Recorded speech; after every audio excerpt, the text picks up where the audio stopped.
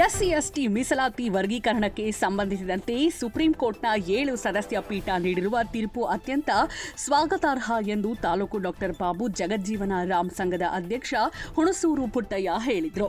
ಪಟ್ಟಣದ ಲೋಕೋಪಯೋಗಿ ಅತಿಥಿ ಗೃಹದಲ್ಲಿ ನಡೆದ ಸುದ್ದಿಗೋಷ್ಠಿಯಲ್ಲಿ ಅವರು ಈ ಬಗ್ಗೆ ಮಾತನಾಡಿ, ಸುಪ್ರೀಂ ಕೋರ್ಟ್ನ 7 ಸದಸ್ಯರ ಪೀಠವು ಪರಿಶಿಷ್ಟ ಜಾತಿ ಮತ್ತು ಪರಿಶಿಷ್ಟ ಪಂಗಡದಲ್ಲಿ ಒಳ ಮೀಸಲಾತಿಯನ್ನ ನೀಡಬಹುದು ಎಂದು ಐತಿಹಾಸಿಕ ತೀರ್ಪನ್ನ ನೀಡಿರುವುದು ಸ್ವಾಗತಾರ್ಹವಾದದ್ದು. ಪರಿಶಿಷ್ಟ ಜಾತಿ ಮೀಸಲಾತಿ ವರ್ಗೀಕರಣಕ್ಕಾಗಿ 30 ವರ್ಷಗಳ ಕಾಲ ಹೋರಾಟ ಮಾಡಿದ್ದ ವೀರರಿಗೆ ಅಭಿನಂದನೆಗಳನ್ನು ಸಲ್ಲಿಸುತ್ತೇನೆ ಎಂದರು.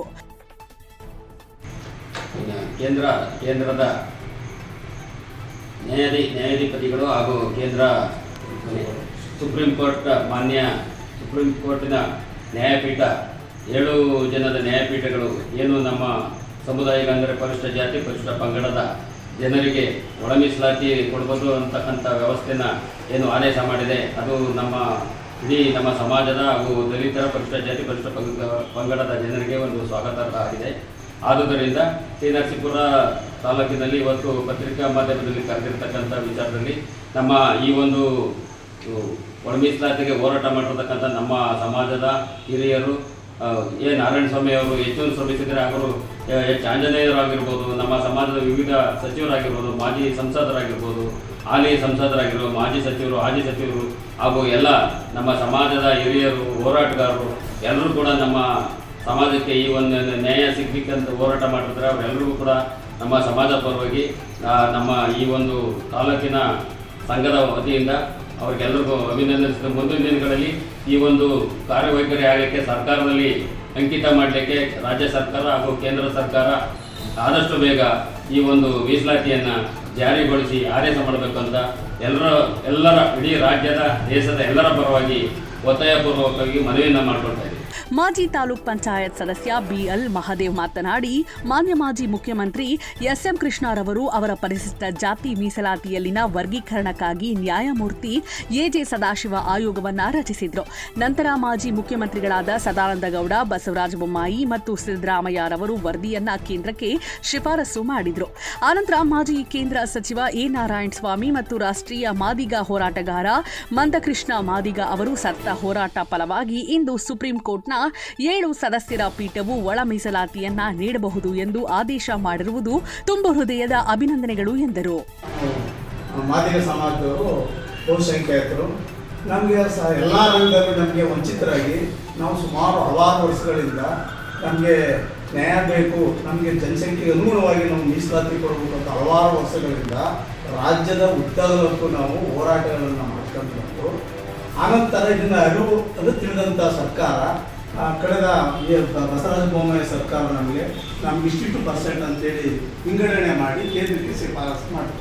ಅದಾದ ನಂತರ ಸನ್ಮಾನ್ಯ ಶ್ರೀ ಸಿದ್ದರಾಮಯ್ಯ ಸಾಹೇಬರ ಸರ್ಕಾರದಲ್ಲೂ ಸಹ ಅದನ್ನು ಏನು ಸದಸ್ಯ ಆಯೋಗ ಇದೆ ಅದರ ಯಥಾವತ್ತಾಗಿ ನಾವು ಅದನ್ನು ಮಾಡ್ತೀವಿ ಅಂತೇಳಿ ಅವರು ಸಹ ಅದನ್ನು ಕೇಂದ್ರಕ್ಕೆ ಶಿಫಾರಸು ಮಾಡಿದ್ರು.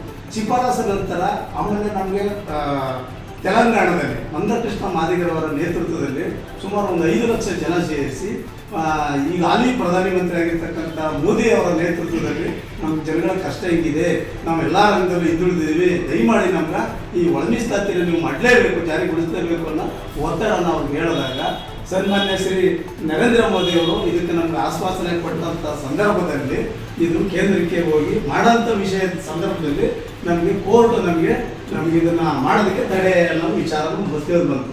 ಅದಾದ ನಂತರ ಏನಾಯಿತು, ಒಂದು 5 ಪೀಠ ನ್ಯಾಯಾಧೀಶರಿಗೆ ಈ ಕೇಸನ್ನು ವಹಿಸಿದ ನಂತರ ಅಲ್ಲಿ ನಮಗೆ ಅದನ್ನು ತಿರಸ್ಕಾರವಾಗಿ ಮಾಡೋದು ಸರಿಯಿಲ್ಲ ಅನ್ನೋ ಒಂದು ಅಪಸ್ವರ ಬಂದ ನಂತರ ಅದಾದ ನಂತರ ನಮ್ಮ ಎ ನಾರಾಯಣ ಸ್ವಾಮಿ ನಂದಿನ ಕೇಂದ್ರ ಮಂತ್ರಿಗಳಾಗಿದ್ದಂಥ ಎ ನಾರಾಯಣ ಸ್ವಾಮಿ ಅವರು 7 ಪೀಠ ಸದಸ್ಯರುಗಳಿಗೆ ಇದನ್ನು ಕೇಸನ್ನು ಅಳವಡಿಸಿದಾಗ ಏನಾಯ್ತು, ಅವಾಗ ಇಬ್ಬರು ನ್ಯಾಯಾಧೀಶರು ನಿವೃತ್ತಿ ಹೊಂದ ಸಂದರ್ಭದಲ್ಲಿ ಮತ್ತೆ ಅದನ್ನು ತಡೆ ಆದ ಮೇಲೆ ಮತ್ತೆ 7 ಜನ ಇನ್ನಿಬ್ಬರು ಸಹ ನ್ಯಾಯಾಧೀಶರು ಬಂದ ನಂತರ ಅದನ್ನು ಒಳ್ಳೆ ತೀರ್ಪು ಅಂತೇಳಿ ಹೋರಾಟ ಮಾಡ್ಕೊಂಡ್ರೆ ಬಂದರು. ಆ ಸಂದರ್ಭದಲ್ಲಿ ಎಲ್ಲ ಪಕ್ಷದವ್ರೂ ಅವರು ಇವರು ಅಂತಲ್ಲ MP MLA ಎಲ್ಲ ಆಗೋರು.